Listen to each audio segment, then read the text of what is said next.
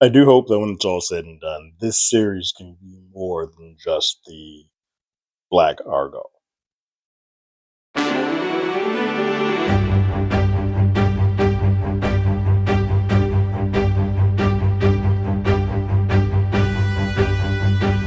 Hello, everyone. Terrence here with Others Already Did It. If you haven't already, go ahead, like, share, subscribe to the channel, leave a comment, ring that bell below. Anytime we have something, you will be among the first to know. I'm trying to figure out what the next show I'm going to jump into. So I've had a bit of a delay after doing Shogun and Masters of the Air. And lo and behold, Apple comes through again in the clutch with some key series after the other, one after the other. I'm actually going to talk about Dark Matter 2 in addition to Big Cigar. But the Big Cigar drops in my lap, and it is a new show, miniseries. I think it's about 6 episodes on Apple. Executive produced by Don Cheadle. First 2 episodes are directed by Don Cheadle. It is about Huey P. Newton, one of the leaders of the Black Panther Party, um, and him trying to get out of the country to a place that has no extradition because the FBI basically set him up.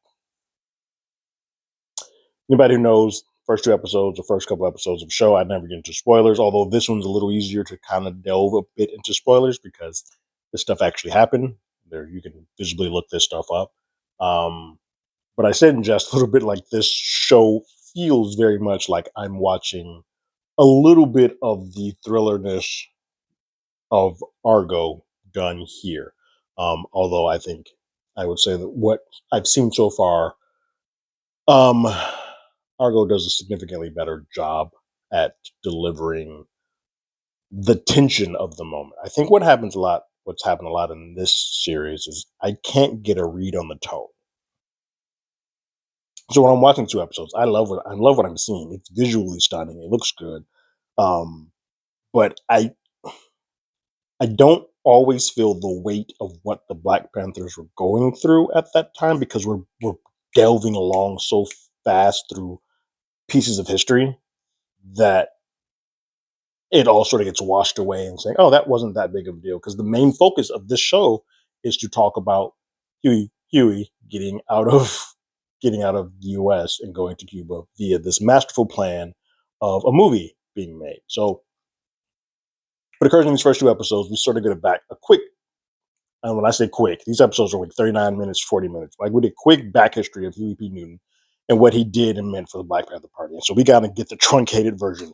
If you're looking for this series to be the one to sort of introduce you or give you knowledge of what the Black Panther Party is, this ain't going to do it. It has one focus and one focus only. But it takes you to the greatest hits and it shows you how Huey P. Newton, what he stood for originally, was a little bit more of an aggressive style. Guns in the middle of the street, guns to help people all the time. He had guns. He was for First Amendment until certain presidents decided to sort of, hey, NRA, let's make sure they don't have weapons. And he sort of got a target on his back. The police, after an incident with the police, he ends up in prison for 3 years, which makes him almost a bigger martyr. But while he's in there, he decides that, hey, we should probably do things a bit of a different way. Um, Maybe we should start pouring back into the community. Let's build up programs. Let's get food shelters. Let's give folks what it is they need in our community. Whereas the other half of the party with Eldridge Cleaver, they still want to stand by that militant style of Black Panther. I think that Huey has gone a bit soft. And so there's a bit of a division within the Black Panther Party as we arrive on this show. When Huey comes out of prison, he is now a marked man from the police. The police, the FBI, they're all watching, but he's also now an icon. Like he's a revolutionary hero. Um, there are people who have spent their time growing up with his poster of him in a wicker chair, the guns.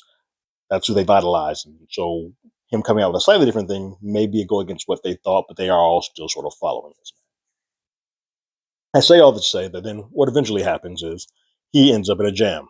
He ends up in a jam where the FBI put the death of a 17-year-old prostitute at his foot, and he adamantly is not saying he has not done this. So he and his girl Gwen, played by Tiffany Boone. By the way, Huey's played by Andre Holland.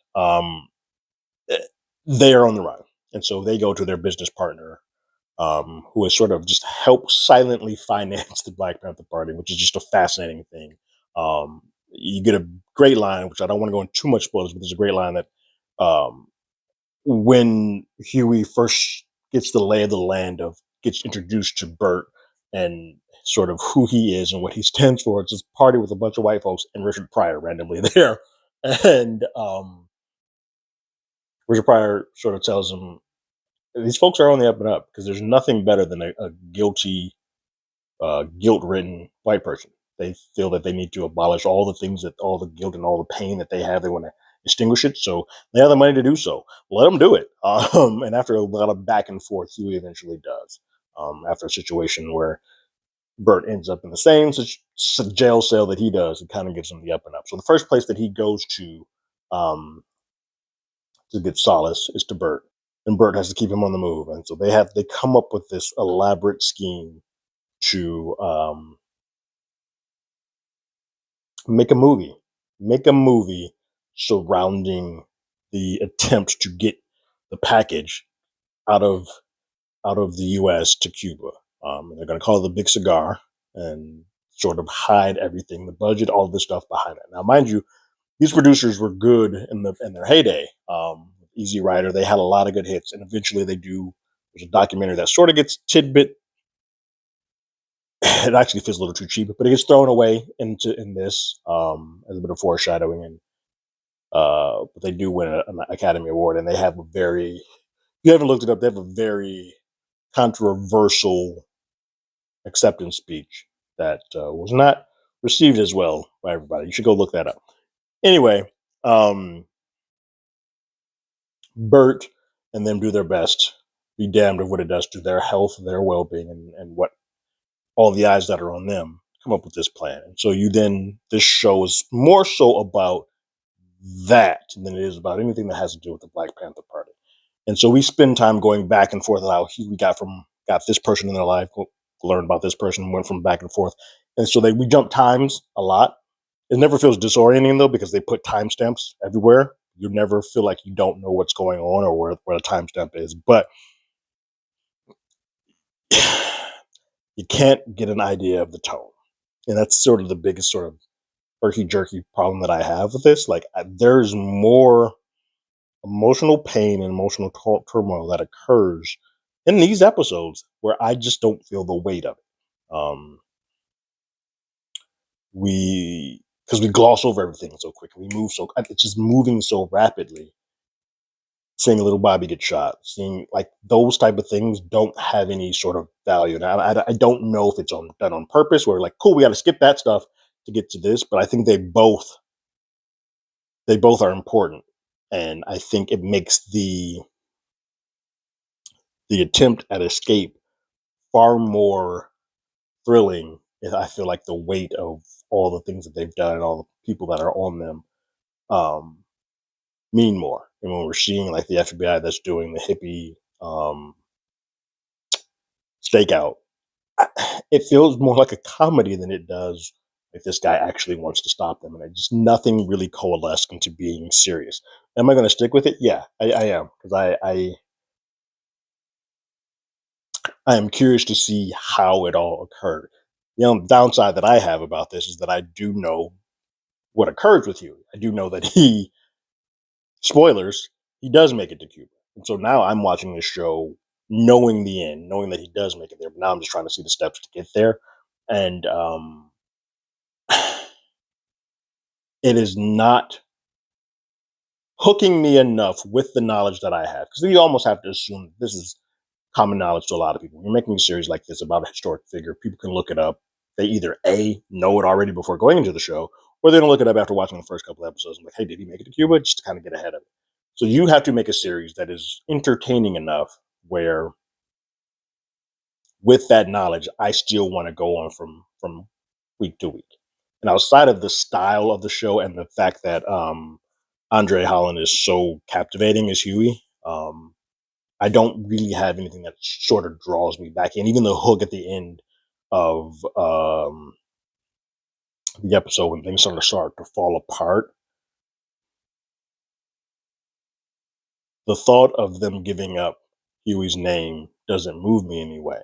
Um, Seeing Huey's reaction to the police sirens coming up towards him, that does. So there's some good and some bad. It's a very mixed bag for this show. But I want to see it succeed. It's not long. It's only, like I said, 6 episodes. So I think they're going to get in and get out of this real quick. I just do hope that it sort of either A, adds a little bit more weight to the Black Panther stuff, or B, makes the Argo esque, um, makes the attempt at making this movie more thrilling. Neither of them are doing their best now to heighten the story, and so it's kind of just they're both doing the bare minimum. And I need one of them to sort of pick up. But that's my thoughts on the first 2 episodes of the Big Cigar. Going forward, any other episodes that we discuss, and I will still keep talking about this because it's short and quick. They'll be a little bit more detailed episodes as we go along. But those are my thoughts on the first 2 episodes of the Big Cigar. What did you guys think about them? Go ahead and leave your thoughts and comments in the comments below. If you haven't already, you can follow us on Twitter at HollywoodADI. You can hit us up on email at HollywoodAlreadyDidIt@gmail.com. We also have the podcast by the same name. There's a Google Podcast, Spotify, Apple Podcast, the place podcasts. We're there. I will be talking about Dark Matter as well, getting some sci-fi vibes back going back. So I'll be watching that pretty soon to get caught up to bring that to you guys as well. But like always, I got my ticket. You got yours.